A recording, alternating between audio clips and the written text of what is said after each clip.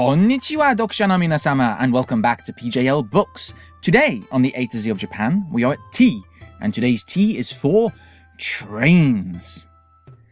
In the UK, the train system is an embarrassment. In the US, from what I've heard, it's non-existent.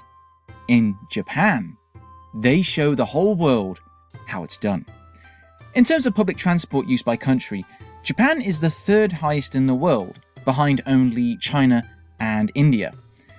Now that might surprise you, but you got to remember the fact that China and India have the advantage of having a population 10 times bigger than Japan. And there's a good reason for all this.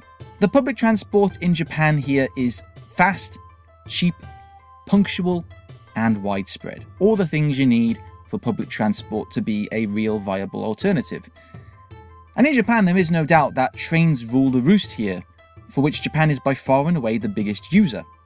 There are a staggering 10,000 passenger stations in Japan.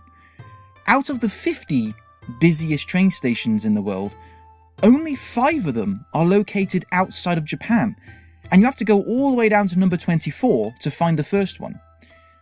But before we get onto a train, let's take a virtual tour around a train station.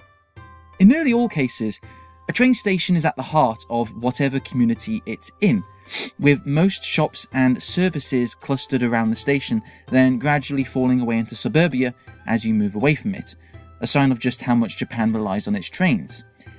In the busier train stations, an entire shopping mall can spill over the train station. You literally step out of the ticket gates and you are in a supermarket or clothing emporium. In the more extreme circumstances, you don't even step out the ticket gates. They're actually inside them when you're transferring from platform to platform. No kidding, more than once have I stopped by in a station just to get a haircut, like you do. In fact, you can pretty much make a sound judgment on the size and importance of the area you are in without even leaving the train station. If there is no more than a ticket gate and exits, then you're probably in some backwater somewhere. If you step out and find yourself confronted with a DVD store and half a dozen Starbucks, then you're downtown for sure. And then there are the trains themselves. Now, despite what the man on the street might think, outside of Japan anyway, not all trains in Japan are like the bullet train, the Shinkansen, which I won't cover here, that will need its very own post later. In fact, very few of them are. Most neighbourhood trains are simple, no-frills carriages with chairs for sitting, a floor for standing, and that's it, basically. Well, I suppose there's lots of doors and windows, I guess. Oh, and adverts. Lots of adverts. Most of the time, you're lucky to even have access to a toilet. I guess this is what keeps the cost down.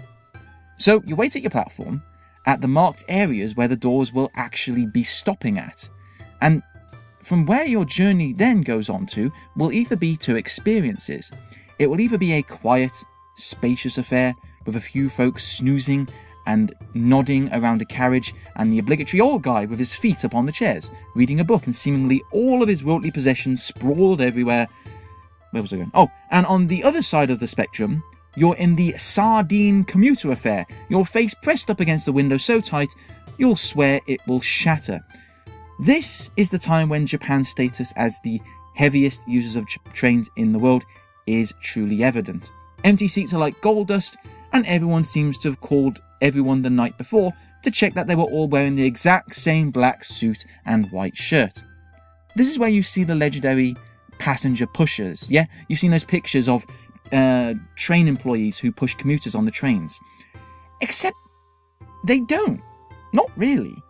It's a bit of a stereotype. I mean, if you're envisaging some guy literally pushing people through the doors, that isn't what happens. What really happens is everyone boards and finds their own space of their own accord. They don't need to be pushed on. And when the door's closed, if by some reason they don't close properly because some bag or arse cheek is poking out, then they come rushing over to tuck everything in so the doors can shut properly and everyone can be on their way. It's more of a reactive pushing, if you will. On a personal point, that is my daily commute, and yes, it really is that crazy. Every single day, including today. But you learn some tricks of the trade, and you get used to it. I mean, like, the best places to stand to get a little more space, for example. And when you want to get off at your station, unless everyone else is getting off there too, you're going to have to fight for it. Despite that, I love the train system in Japan. They are frequent, reliable, with even a train running 5 minutes late is rare. But most of all, especially if you live in an urban area, they are a real alternative to driving.